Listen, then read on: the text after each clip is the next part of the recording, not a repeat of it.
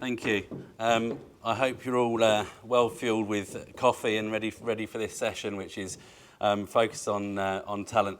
I'm welcoming to the stage Vikram, Tete and John from Implementum, O2 and Farfetch respectively. I was really excited about being able to moderate this session because talent's really close to my heart. I run two businesses that are focused on talent, one which is talent strategy at mid and senior level, and the other which is focused on diverse entry-level talent. And it's all around the digital space. I think what's really interesting is that our landscape is changing.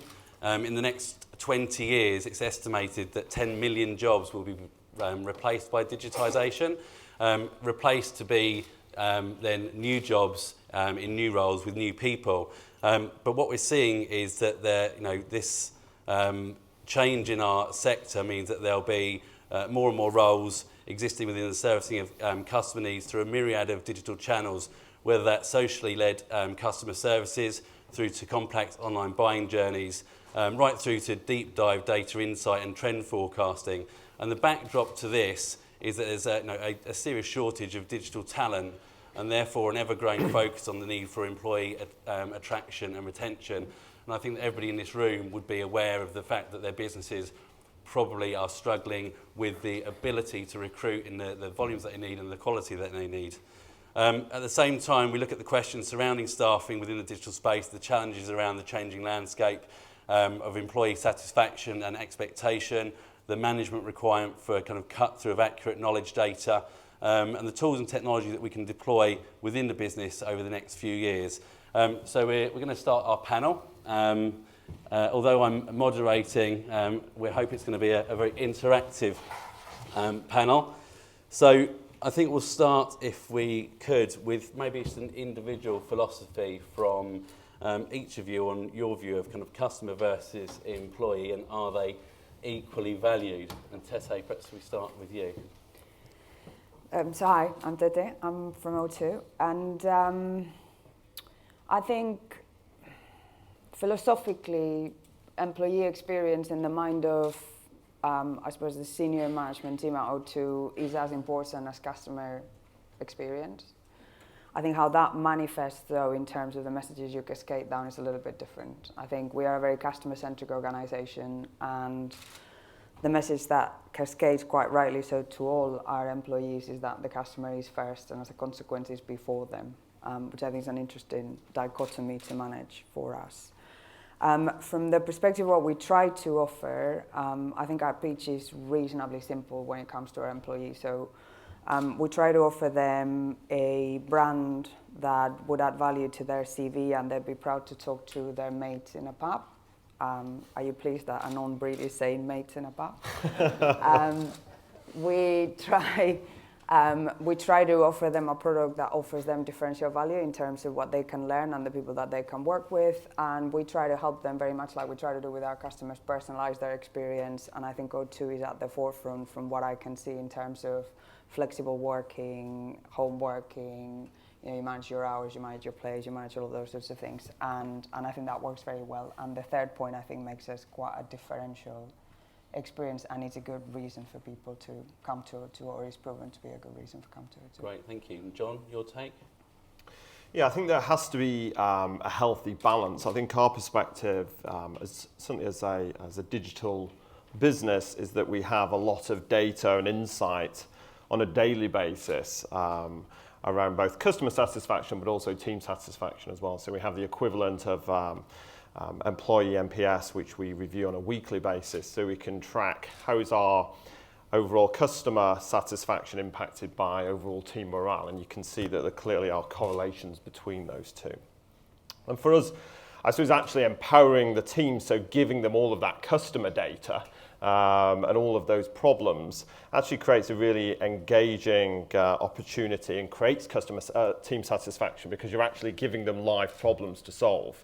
And that we find really stimulating, that we take like many digital businesses, a huge focus around test and learn. So we're taking customer data, customer problems, and giving those issues to the team to actually solve. And we can see as those problems coming in and they're solving them and they're creating improved NPS in terms of customer NPS, we can see that those those team satisfaction scores are also going up because we're actually creating really interesting work for them because they're actually getting stuck into solving customer problems. We're giving them the level of autonomy they need to actually make the customer experience better. So we see the two things being deeply tied together. So we wouldn't necessarily argue that the customers are more important than the employees, because I think actually there's a flywheel effect in terms of understanding the customer and giving the employees the autonomy to actually create an improved experience for them. So you're suggesting then that if you empower the individuals in the business to iterate and innovate, that in turn leads to satisfaction both on the employee and on the customer side? Yeah, hugely so. I think if you look, even if it's a relatively small customer problem, it's hugely satisfying for a team member, certainly if for many of the team members coming in that are often either in their first or second job, to actually have that ability to actually solve a problem and actually see relatively quickly that they've solved that and actually improved the customer experience, both in terms of looking at either the site experience or if a customer's calling in, but then actually see the metrics to show that what you've done has had a meaningful impact. I think that creates a really empowering environment to work in. I think that's the heart of a digital business, and you've got that feedback loop. We should constantly use it to ensure people are working on the right initiatives, but also to get a level of satisfaction. They can learn about how to keep evolving and testing themselves ultimately. Right. Vikram, I know you're a key advocate of employee engagement, and your report, I've noticed, is dotted about and worth a read if you haven't picked it up yet. And there are a number of stats in here. I might pull some of these out during the course of the conversation, but the one that really stood out for me was that 91% of people believe that in their current form their employers would not remain competitive, which would seem to have probably quite an impact on morale within the business. Yeah, absolutely. I mean, it's going back to your first question. The problem is businesses still don't value the employees. Many businesses don't value their employees as much as they do their customers, and which is natural. Traditionally customer comes always first, and you have to focus on that. However, they should be, and that's where this stat is coming from, that 91% of employees think that if their businesses don't change, and that's not just from customer perspective, it's also inside, they might go out of business by the year 2020.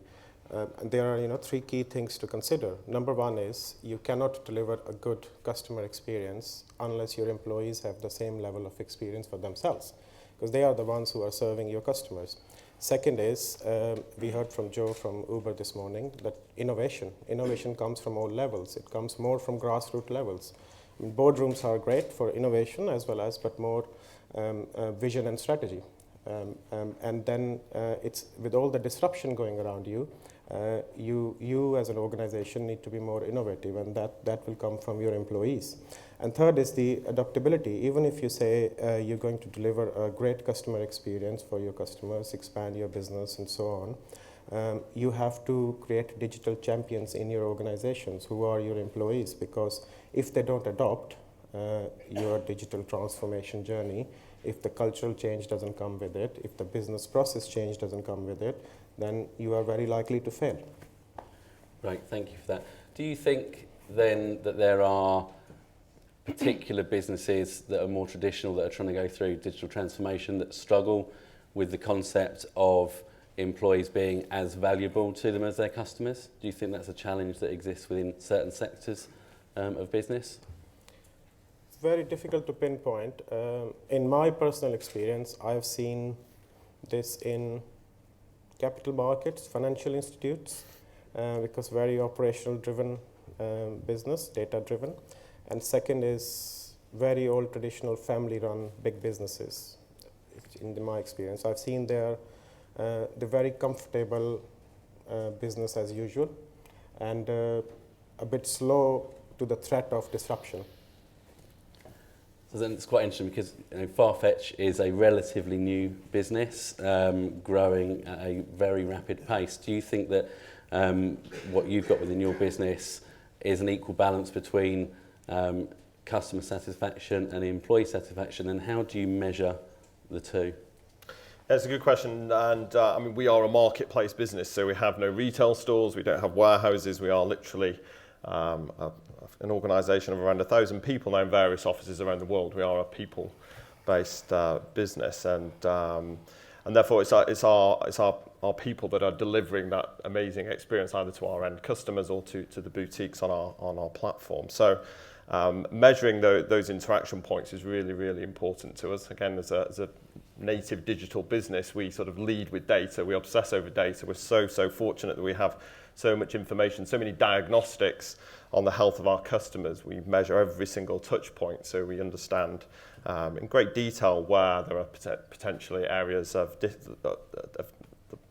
experience that are causing detraction or delight, and providing the team with that information, whether you work in customer service, whether you work in product, is absolutely critical to us, because we can really impact that very, very quickly. And there's a big focus for us, I suppose, on hiring people that want to solve problems, that can take the autonomy, can learn quickly, can take risks and try new things, so we can innovate and we can disrupt. It's a hugely disruptive model, and we want to foster that thought, whether it's somebody that's working in product for the first time in their career, and can come in and use the data to make decisions. So we think there's an absolutely healthy balance. We hope that everybody that works in the team are also a customer, and they take a huge passion. I still need to improve my fashion credentials somewhat, but we hope that you're everybody... not the only one. Teta, you work in a massive organisation that could be argued might struggle with change from a kind of rapid pivot perspective. Not necessarily the case, but how do you deal with the challenges of so many different types of employee, dealing with so many different types of customers, to maintain a consistency across both your customer base from a happiness perspective and your teams from a happiness perspective? We didn't discuss this question. Wow. Sorry. Talk about complicated questions. The first thing I want to say, going back to your previous question, if that's okay, is I don't think anybody in their sane mind would say they don't value their employees as much as they value their customers, right? I think the main, and I think they genuinely mean it. Most organizations, not to say 100% of them, genuinely mean it. I think the difference is how does that get interpreted, and how does that translate into the culture of the organization, and how top-down versus how empowering that culture is, and what is the pace of relative investment in terms of both of those as you manage them. And we were talking before about the fact that a lot of us are making very hefty investments in our customer experience, digital transformation, all of those sorts of things.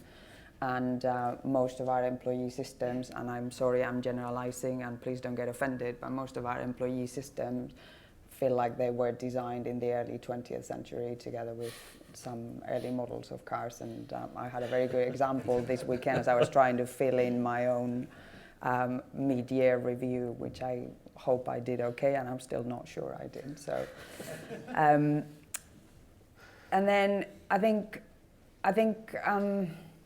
what I'd say to your last question is I don't think the paths to achieve customer satisfaction and employee satisfaction are very different. I think the tools and the ways you approach the problem are very similar. You need to find a way with your customers and with your employees to understand what the insight is and what is it that they need. You need to create an experience, and you need to continuously improve that experience to remove dissatisfaction and adapt it to the times. I know what I'm saying, it sounds incredibly obvious, and I think it is, but I don't think there's any secret sauce to doing both things. At the end of the day, customers are people and employees are people, and we all behave in a similar way. Yeah, I agree with that. I was speaking to Christoph from Yodel, it's probably somewhere here. And Yodel, as you know, is a parcel delivery company, and what they have is created a concept of customer and colleague going in circles.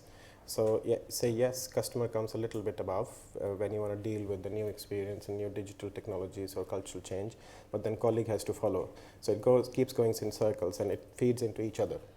And that's your point. It's feed into your customer satisfaction will automatically feed into your employee satisfaction, provided they're on board on the journey with you. Yep. Thank you. So I'm going to take a bit of a detour on this. So just looking around the audience, I'm involved quite heavily in diversity and inclusion within the work I do. And when we look around the room, we don't have a very representative audience of diversity. So that's not to be offensive to everybody in the room, but it's to a point within organisations and looking at diversity within the workforce. How do you think that impacts on employee satisfaction? John, if I start with you.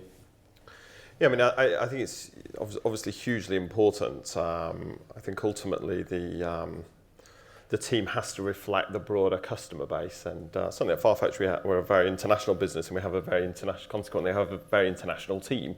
We were chatting earlier, within my own group we can speak 25 languages. I've only just mastered English, but I think given the sort of global nature of many businesses now, certainly the digital opportunity creates huge opportunities for any business to expand rapidly. So there's, I think, a huge opportunity to operate in several markets, but the diversity piece I think is really important in terms of understanding customers in more depth, both in terms of geography, culture. I think obviously there's a huge component for us, over half of our customers, actually 60% of our customers are women. And certainly whilst we have a very healthy balance of executives who are both male and female, we're definitely trying to engender a culture where we create flexibility and an approach where we can foster diversity, where people can work in different styles and using different approaches. I think it's actually, sorry, I interrupt. That's very rude of me.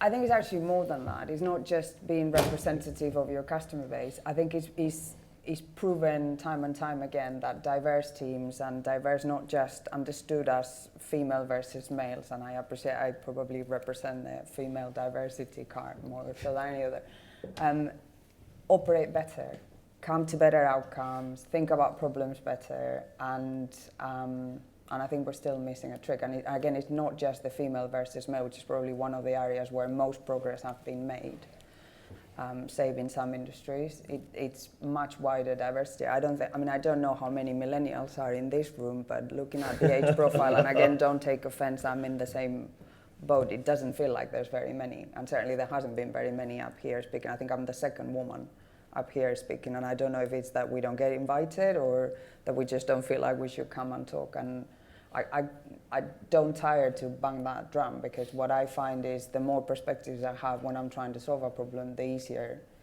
the solution comes. Or you don't ask, that you can argue either way. So it's quite sensitive. So a few years ago we decided that we're going to have 50% men, women in an IT organization. It's very difficult. And then we discovered that legally in the UK you cannot actually advertise on a job to say this job is only for women or for men. So how do you, and then there's different cultures, like you said, diversity. So we have people from 23, 24 different countries who speak 25, 26 different languages.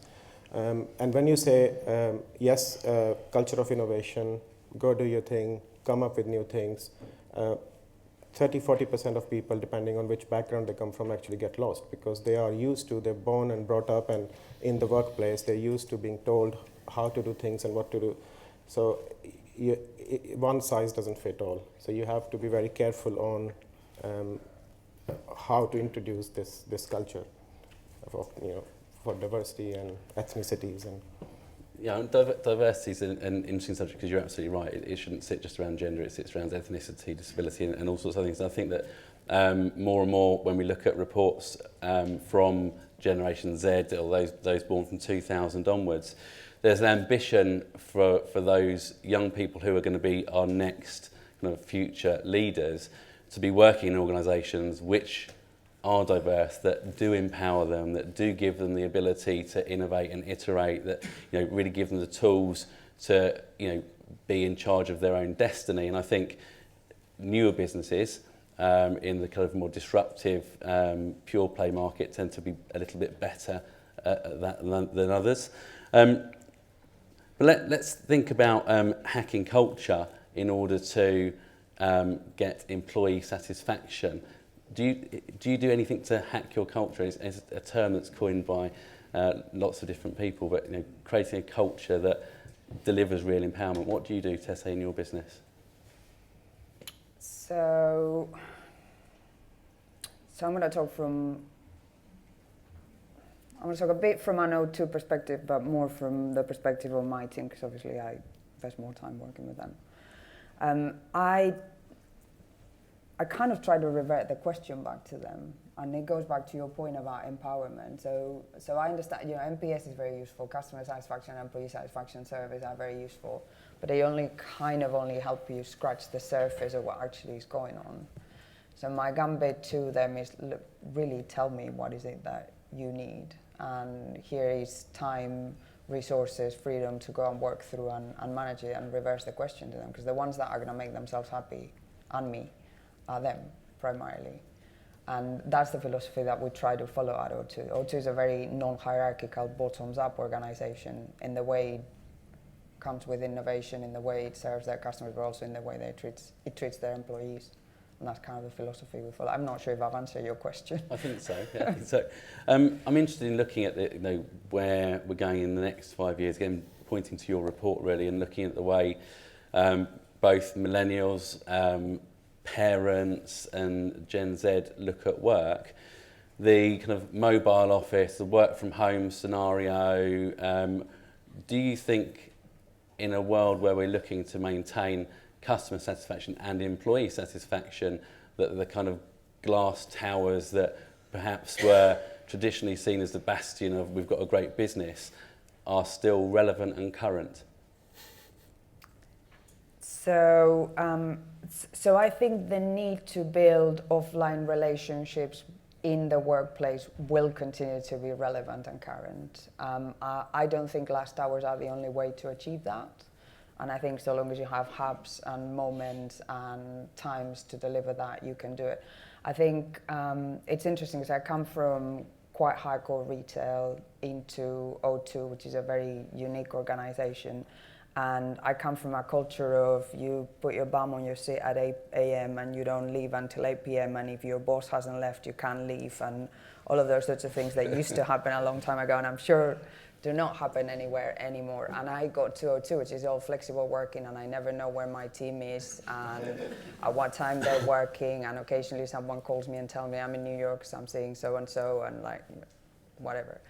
And I thought it was not gonna work. And I thought, oh my God, I'm new to this, how am I gonna create a network here? How am I gonna build a relationship? How am I gonna understand what these people are all about? And it actually does work, interestingly, because people value the freedom and the time that they can create on the side of that, but as a consequence of having less moments together, they invest much more energy and focus in making those moments count. And I'm a converted. I think flexible working is the way to go, and I don't believe in glass towers anymore. Yet, more than half of the businesses wouldn't allow that. It's seen as skiving work or not working, and then how do you introduce objectives and KPIs? This has to happen, but it's not happening that fast as employees expect it to happen. Do we think that is a trend that will, they will be laggards and late adopters in terms of businesses versus those who will be more productive, more profitable because they're giving their employees the freedom to meet their own objectives and KPIs in their own time? If you sell X number of widgets and that's your target, should you then just be able to go home? Arguably, a sales director would say, well, you sold enough widgets, so you can go home. That's contradictory with your culture of innovation. So when you say culture of innovation, you allow your people to fail. The sooner they fail, the sooner you will succeed, right? And if you allow them to fail, you cannot give them objectives. So look at, it needs to be more subjective. It's not I'm telling you what you should do for me. I'm asking you what you can do for me. And that's the culture, and that's the biggest challenge and hurdle for businesses. How do you say, well, you get paid, you get bonuses, and you get your goals achieved, and your career path and career growth, but you're going to have no objectives. Do what you want to do. Bring something on the table. How many businesses in this room can raise their hand and say they can do that? I don't think there's many HR directors who'll be advocates of that as an idea, but I do get your point, and I think that there is a juxtaposition between flexibility, autonomy and empowerment and management to get the results that you want. I think there's also a practical dimension, I suppose. Again, so many businesses in this space are expanding globally, and therefore that sort of flexibility to work in different time zones, different times of day, from different places is so important. And again, I think it does play into the diversity point that if you are working with teams in different markets, that has a huge huge ability to solve problems in a more creative and interesting way. But also, I think as a parent, it's really key that I take my share of looking after our kids, and therefore it's important that we don't have to make sort of difficult compromises where one parent can go home and one can't. I think it's really important. I think the flexibility helps drive diversity actually by allowing that flexibility. I think for me, there's when you kind of get right to the bottom of it, is a question of trust. So do the senior management in any company trust that their employees are going to get up in the morning thinking, yeah, today I'm going to do a good job? Or do they get up thinking, I'm going to take these people for a ride and log in 8 hours where I'm actually kind of watching Game of Thrones or whatever it is? So,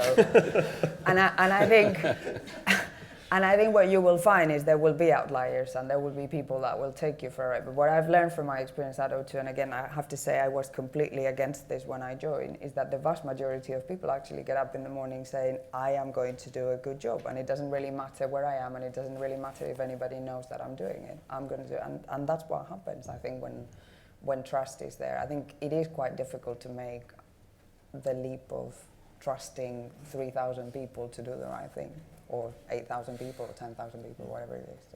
I think it's also, I think in terms of hiring talent, I think that flexibility is so important. Certainly, I think certainly for myself and most of my team, I think we're just accustomed to working in an environment where there is a degree of flexibility and trust, and that the organisation, that they're setting us goals, that we're solving problems, we're driving a strong return, and therefore they trust us to do that from wherever we are, and they provide the tools and capability and the autonomy to do that. And I suppose that to me is hugely important in terms of selecting an employer, and I don't think I would select one if I had to sit in an office every day from sort of 9 to 6, and I just wouldn't go there. And I think that's absolutely key for most of the talent I'm pool. working with an amazing new startup, and their idea is based on the ravens taking letters from Game of Thrones, so you'll be surprised how useful that can be.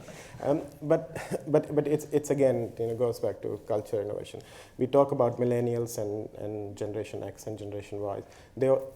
Where all this is headed is not by age group. It's becoming more psychographic group, right? It's referred to as Gen C, which is connected generation. And these are the people who are always connected, who always want to be connected. They want to access information, self-service, whether they're employees or consumers, wherever, whenever they are, right?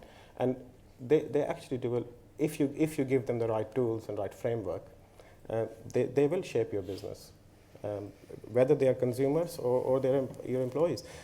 80-90% of consumers will share positive feedback on social media about you, but you have to let them. They do negative as well, but more so. You have to let that as well, don't you? Yeah. So just changing tack a little bit. Our businesses don't stay static; they're constantly changing. So when the game changes, whether that's through scale up, merger and acquisition, crisis, when the internal game changes, how do you maintain the morale within your business? Because that's when you see crisis points in terms of, I hate this word, but this phrase like talent leakage, where people start filing out of the door because they're uncertain about their futures. So we've just come out of 18 months of an impending acquisition on us. So I suspect I have fairly recent experience of this. We didn't talk about this question either. I said there might be the odd surprise. And the interesting thing is that we managed to improve employee satisfaction over the course of the 18 months, unbelievably. And I think the key to that is a few things. So one is our CEO and our board were incredibly honest and transparent about what was going on, what they could say and what they could not say, what they knew and what they didn't know, how they felt about it, and share their vulnerability and maintain a constant dialogue with people. I think the second thing is we were very clear that uncertainty was going to be a problem for all of us, and we put quite a big program in place to manage that sort of uncertainty, both at an individual level and at a corporate level, at a kind of team level.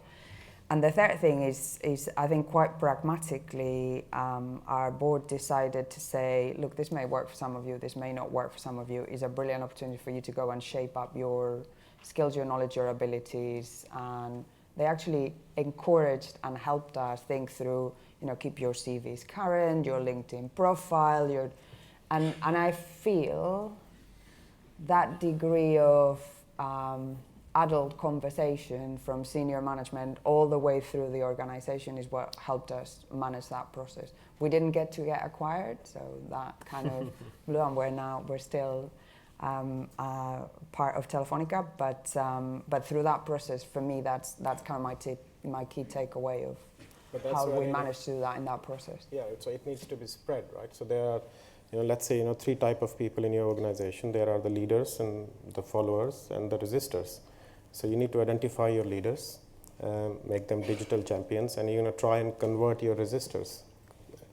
And it needs to be more spread. One of the businesses I'm working with, we were having discussion yesterday, is that instead of creating a digital transformation team or a centralized digital team, they have created digital champions where they live. So it's more spread out. It's a bit like making your brand ambassadors. So making your digital ambassadors. So it goes all the way. Any thoughts on that, John? I think I would share the earlier points. I think certainly for us, transparency and regular communication is really important. I think the team have a huge thirst for knowledge and understanding. I think everybody in the business feels a huge commitment to it. Actually, you need to foster that communication. So there is a lot of transparency. Again, I suppose everybody in the business tends to embrace technology and leads a very connected life, I suppose, and therefore they have a huge expectation of our leadership that we do the same. So absolutely leveraging that is key. Great. Before we move on to questions, I've got an interest in mentoring. You said that you mentor a number of people within your business, Tete. I mentor a number of people, John, I'm not sure about yourself, and Vikram, but what do you think the place of mentorship and mentor programs within business has in terms of maintaining satisfaction? I'm not sure I could find a correlation between mentor programs and employee satisfaction, because I think you have to have those programs in place because some people find them very useful, and I think particularly for your high potential people that you want to grow and progress very quickly is a really effective way of helping them through that journey. I'm not sure it's something that works for everybody at all times. For example, we have this program called Women in Leadership, and surprise, surprise, I'm a big champion of that, so I'm all over it.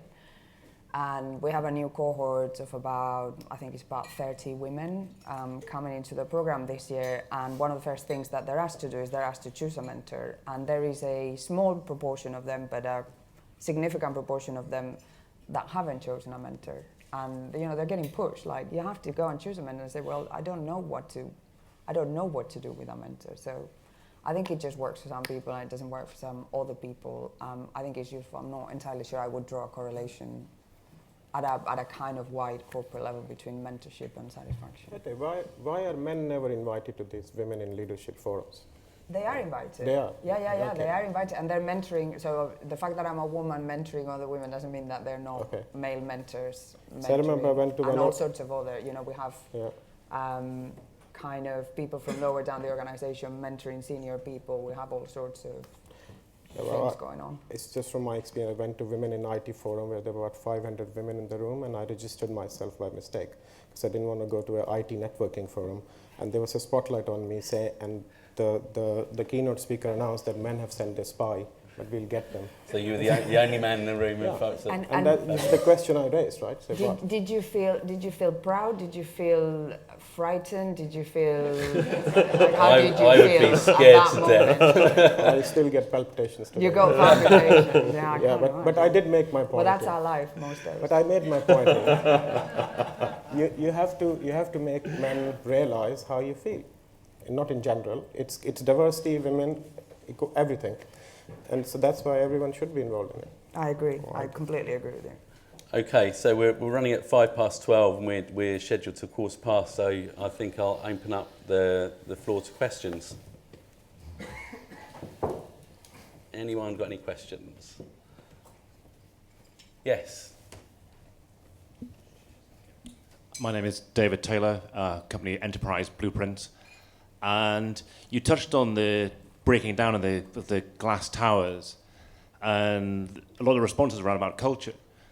How does digital technology enable a non-corporate legacy glass tower type organization? Our company, we have no office at all. You don't have any offers? No. And I suspect everybody... So maybe you should answer the question much better than we do, because we all have offices. Because we're struggling with that right now, so I'm looking for clues. I think it's interesting actually in our culture where we work both from remote sites and the office. And a lot of the feedback I get from the team is when we're in the office actually that there's this huge desire to stop using technology. Actually, you see the sort of teams sort of sat next to each other, Skyping each other or using Slack. And actually a lot of feedback is, well, when we're in the office, let's not use the technology.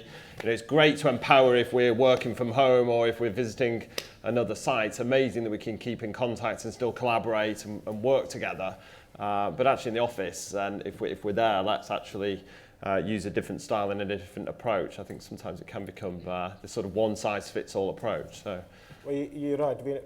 We're not saying you don't need an office. We're saying you need to offer flexibility. If people want flexibility to work from home or virtual offices, there are people who actually want to work in teams in the office physically.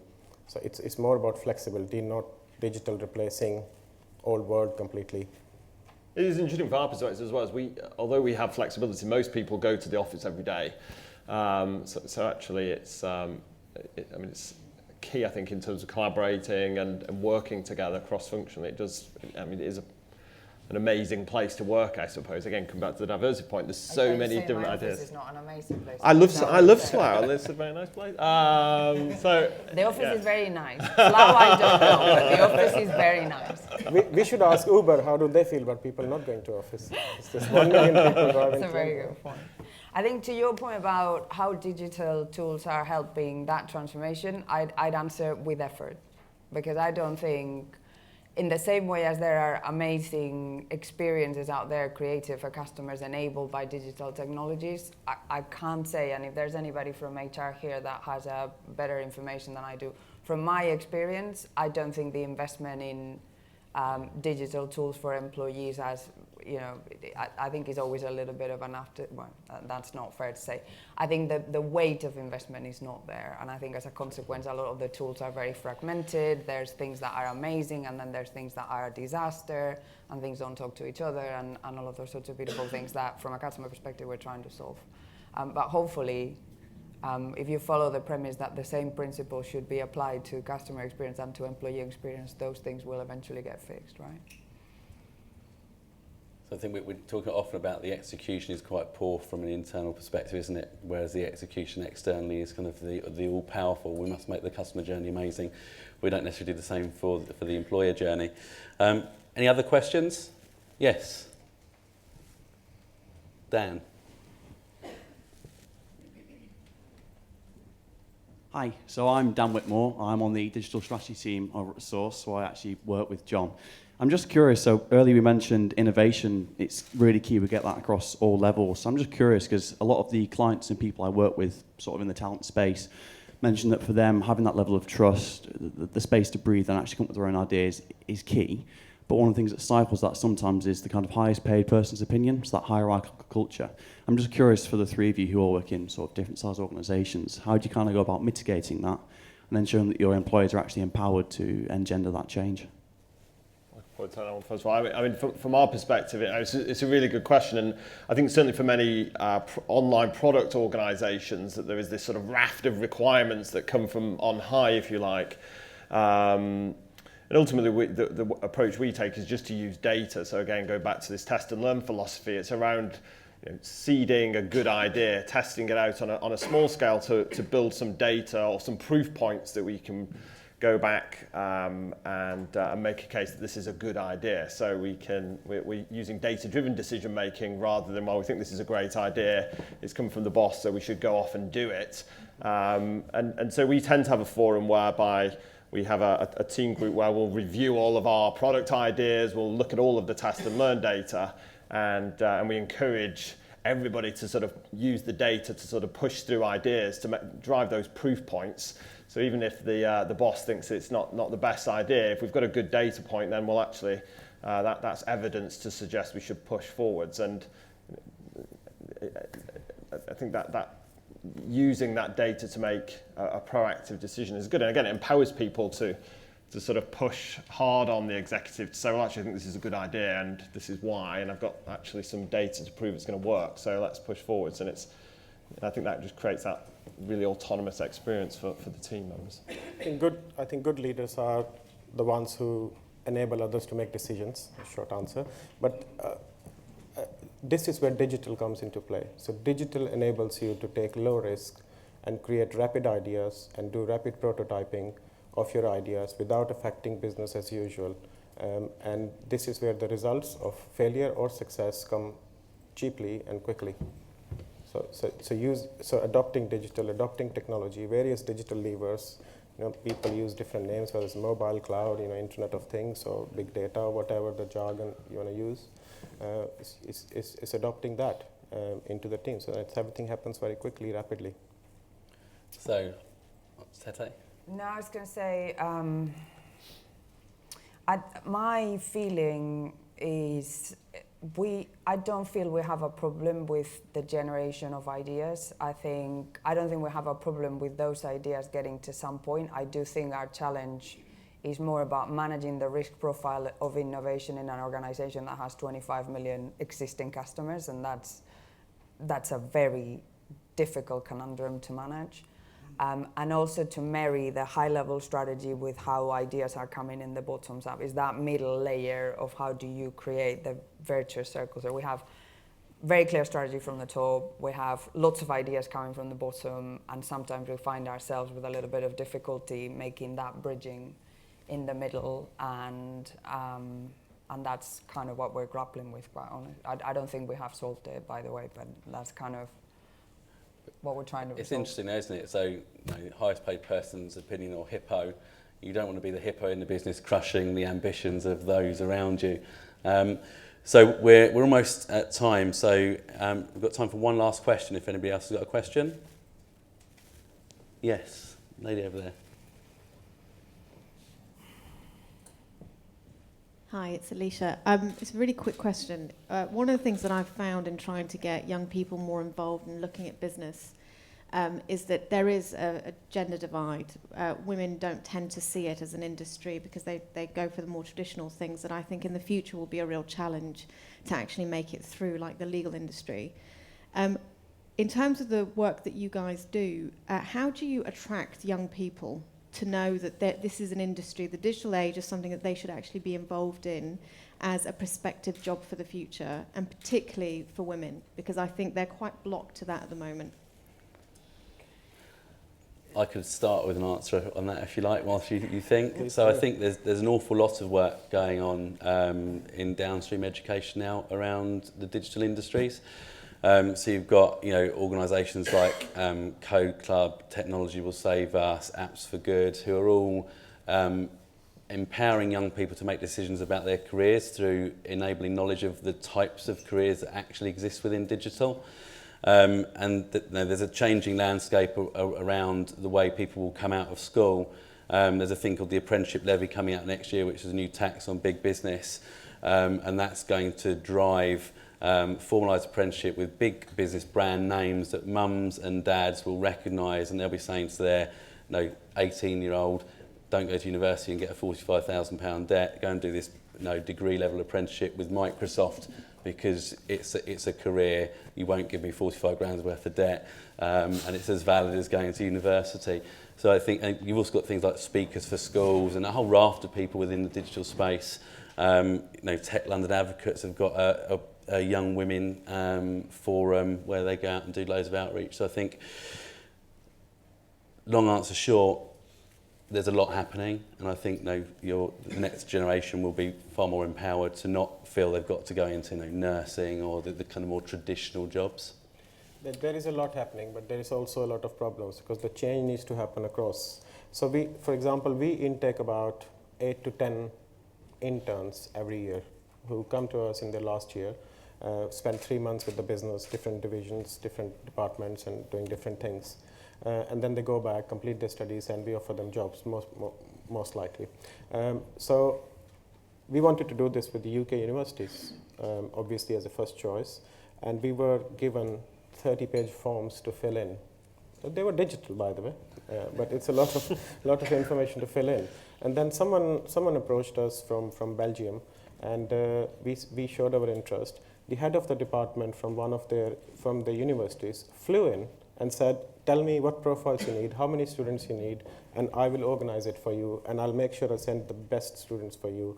And all you need to do is to accept our terms and conditions. You click one button, and we get 5 or 6 Belgian students and finalists come over. Why? So the change needs to happen, and we could easily say to this professor, head of department, to say, it'll be nice if half of them are women. He said, absolutely no problem. And you try saying this here in some of the universities, you'll be shot for that. So it needs to happen, change needs to happen everywhere. So on that point, we're at 12:15, and I'm conscious that somebody else is going to want to get on stage, much as we're enjoying ourselves up here. So key takeouts really that for me for this session would be that employee empowerment. I hope you will take away something from this session. Employee empowerment, if you give your staff the tools to innovate and iterate rapidly, they will grow, develop, and be happier in work than if you chain them to their desks and force an agenda down the neck. Treat your employees as adults at that same point, and co-create to drive a culture so that you've got this culture from top down. And I guess, are there any kind of final pearls of wisdom from each of our panellists before we dash off stage? I think you've summarised it Thanks very much. brilliantly. I think for me the most obvious but also difficult to achieve thing is that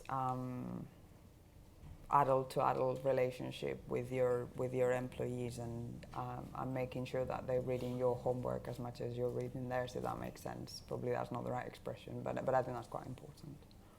Great. Thank you to Tete, John, Vikram. I've been Jonathan. Thanks for your time.